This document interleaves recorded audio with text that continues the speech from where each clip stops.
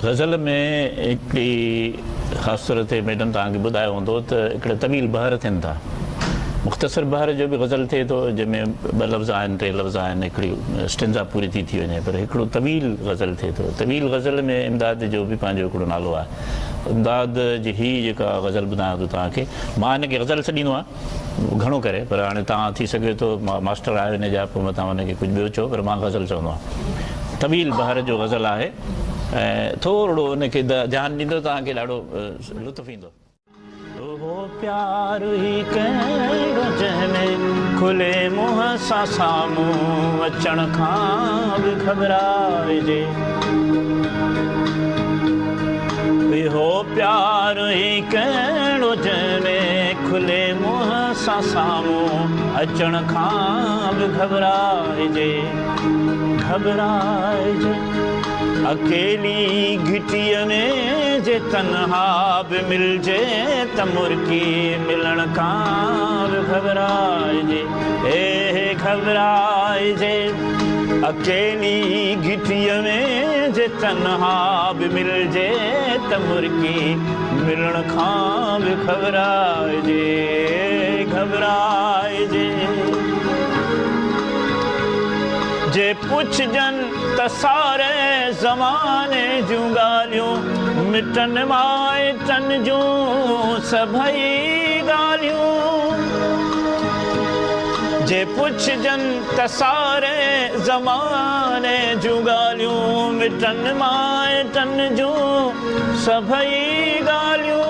ऐं मुंहिंजे मुतलिक़ के ॻाल्हियूं चपनि ताईं आणे पुछण खां बि घबराइजे। घबराइजे ऐं मुंहिंजे मुतलिक़ के ॻाल्हियूं चपनि ताईं आणे पुछण खां बि घबराइजे।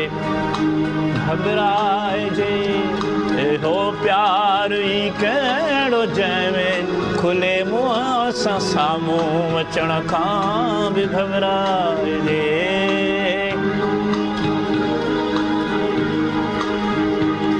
किथे कंहिं बि महफ़िल में मिलजे त सोफ़े ते गॾिजी वेहण खां बि घबराइजे।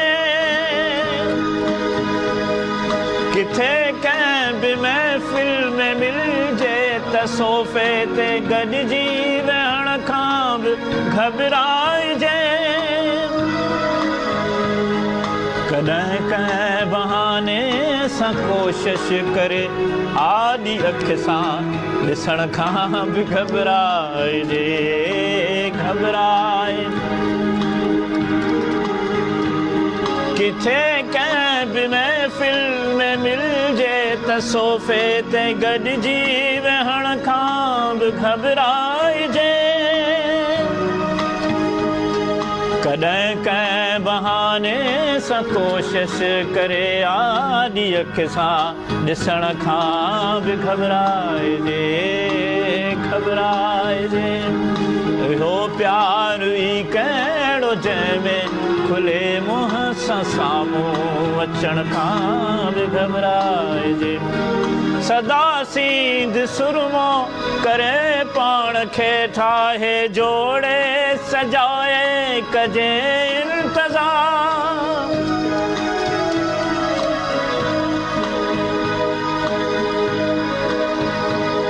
सदा सींध सुरमो करे पाण खे ठाहे जोड़े सजाए कजे इंतज़ार। ऐं मुंहिंजे अचण ते ज़बां सां न खीकारजे, हथ ॾियण खां बि घबराइजे। घबराइजे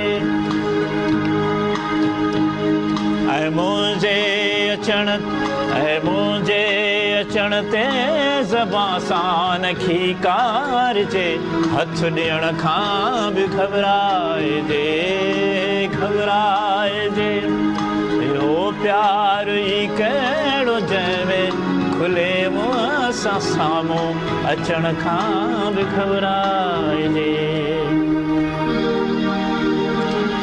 जे पुछजनि त सारे ज़माने जूं ॻाल्हियूं मिटन माइटन जूं सभई ॻाल्हियूं ऐं मुंहिंजे मुतलिक के ॻाल्हियूं चपन ताईं हाणे पुछण खां बि घबराइजे।